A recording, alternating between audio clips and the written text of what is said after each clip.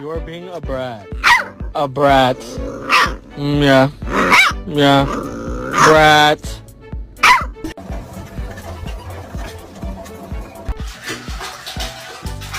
Are you serious right now?